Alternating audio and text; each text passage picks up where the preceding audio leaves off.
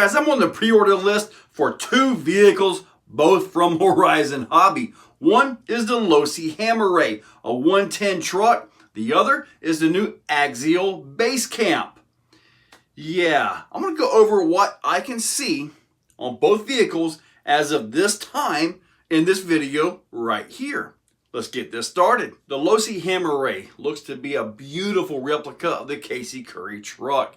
So IFS front, it's got that going for it. It's got a new elongated rear suspension, updated rear axle housing on that as well. The wheels are actually a licensed machete style wheel. So those could be pretty neat. I like my wheels a little bit shinier, as we all know that. The ESC is a 130 amp ESC. Now the vehicle I believe is rated for 3S, but the motor is a 3150 kV motor, which is the same as what's in the LMT. Now I run mine on 4S. Yeah, so whether or not you'd want to run this on 4S, it leaves a lot to be determined, because is the driveline strong enough to ultimately take that kind of abuse? The radio, pretty much a standard DX3 radio that we've been seeing from all the Arma and Losi vehicles, all the RTRs, pretty standard. The detail work in the chassis, that's pretty darn awesome to see. In many ways, it's really a small version of this Brenthel right here. You know, as far as the chassis layout. Now, this one right here, the Hammer Rey, has rear loading batteries. Now, when I had the first version Super Baja Rey, it had that. And in all honesty, it was kind of a pain to get to them. Kind of a pain to get the batteries in and out and all that. But we'll have to see how the 110 versions, because they updated that to like a bottom loading setup on the Brenthel. So, yeah, kind of like this design a little bit better. But let's see how the 110 Hammer Rey does. Now, the steering, it says that it's updated steering for durability and accuracy and all that wonderful stuff. So we'll have to see how that goes. Now, as I've already mentioned, it's IFS and all that. So you get the same setup right here. The rear sway bar. This thing has 2 rear sway bars. The rearmost one that actually connects to the axle really should be the one that's working due to leverages and all that stuff. Just like with this one, you have the sway bar connected real up close to the fulcrum where the rear suspension goes, and that doesn't really do a whole heck of a lot. And with a solid axle rear vehicle, when you're jumping it, if that back end is torquing, it'll really make the thing lean in the air, just like I get with this one right here. Yeah, I was looking at this earlier, trying to come up with a way to put a nice big sway bar right at the axle to really flatten that rear suspension out to get a good solid jump. Now, the Hammer Rey has that fake one on the back. I want to make that real. And yeah, I'll run both sway bars on that thing. So yeah, that's one of the things I want to do with that one. It's got lights, all that stuff. So it's really a nice looking scale vehicle. How does it drive? I don't know. I don't have one yet. But if you look up RC Driver and some of them guys like that, they do really, really good reviews. So, I'm gonna get one. I'm just waiting, like all the other normal people. Haha. Now let's get on to that Axial Basecamp. I gotta tell you guys, I'm excited to see this, and I'll tell you why. It's nice to see something new on the market that's not $500, $600, $700, $800 for the darn thing. Even the crawlers are getting into the upper 5s and 6s. I mean, really?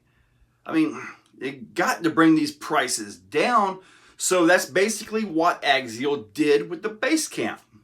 They took out all the fancy 2-speed transmission, the dig, they took out all of those things.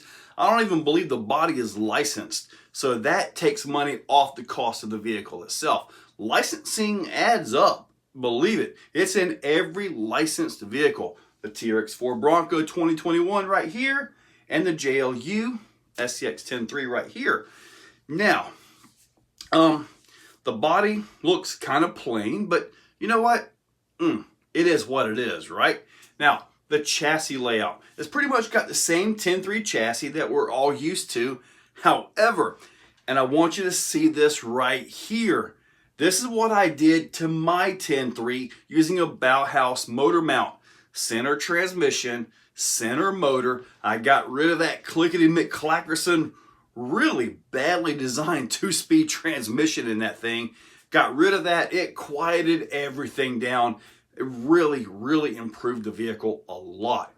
So in some ways, the vehicle, the Basecamp, is really similar to what I've got right here. So not saying anything, I'm happy to see this vehicle come out. It's got a new LXU transmission, and you can change some gears internally to make it work with the straight axles, just like you could with the 2-speed transmission in here. What this means is the portal axles have about, let's just say, for a round number, 7.5 to 1 ratio, okay? So that transmission can spin a little bit faster to get 10 miles per hour. You take the portal axles off and you put the regular axles on it, the straight axles, they have a 3.75 to 1 ratio. So what you're going to end up with is a much faster vehicle, which if you want to go fast, perfect. But if you're still wanting to crawl, you can't gear it down with just a pinion gear. So you got to have more internal gearing to gear that thing down, and that's what the LXU transmission does. So I've got my hopes up for that transmission. In all honesty, we've been needing a new 3-gear transmission on the market.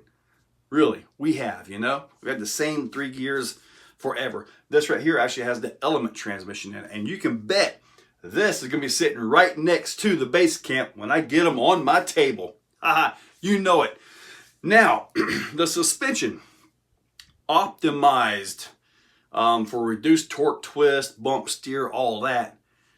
It's basically, you know, the front is a 3-link with a panhard bar system on it, or track bar. Pretty much standard issue. They may have adjusted a few things. I kind of have my doubts they did a whole lot with it. In all honesty, probably the same exact setup you got right here on the older 10.3. Metal links.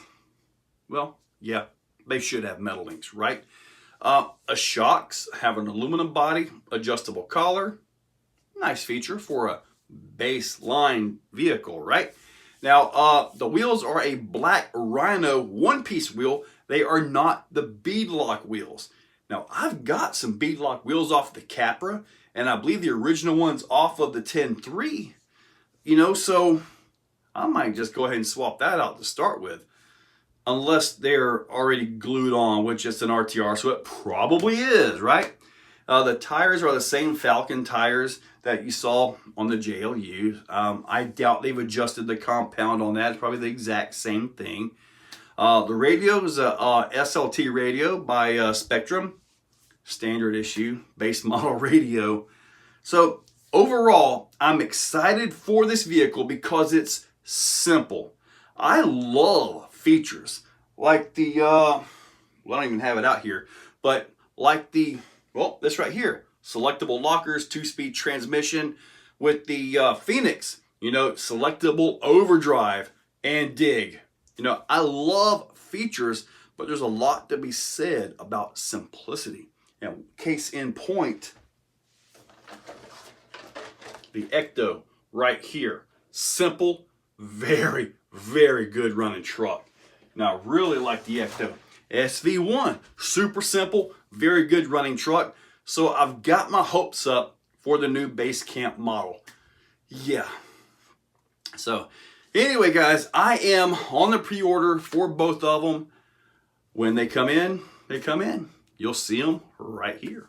And I'll do all my usual things. You know, I'll swap motors in because like with the Basecamp, I can guarantee you right now, after that first run, that stock system is coming out.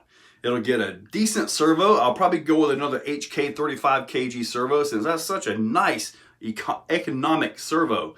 And I'll probably do it like the probably the ISDT 70 ESC, you know, something like that. And then the cheap Holmes motor. The truck is sold as a low cost or sort of low cost entry into the crawler world. So I don't really want to do, you know, all the Vitavon and stuff underneath. I don't really want to go full brushless with it, although I will just to test for durability. You know it's going to happen, right? But regardless, I want to keep that a nice low cost, under $550 when done, trail truck and fun truck. Something I can loan out to the grandson when he shows up. Anyway, I have run my mouth a lot on here, so we're going to go ahead and close this down. In the description down below, I will link both vehicles. Make sure you check them out. They are affiliate links right to Horizon. Get them pre-ordered. Make sure you go by your local hobby shop. They may be getting these in, and support your local hobby shop before you use my affiliates.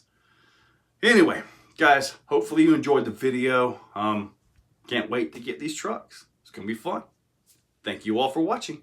Guys, if you like what you see, hit that like button, hit that subscribe button, and ring that bell. So, in the description, there's a link to become a channel member. If you want to become a channel member, it's a very simple $2, $5, $10, or if you really got some money, $25 a month. It's a simple way to support the channel. So, get that, and I am doing monthly giveaways for members only, so you might want to consider it. So, guys, here's those links. Make sure you're subscribed. Thank you all for watching.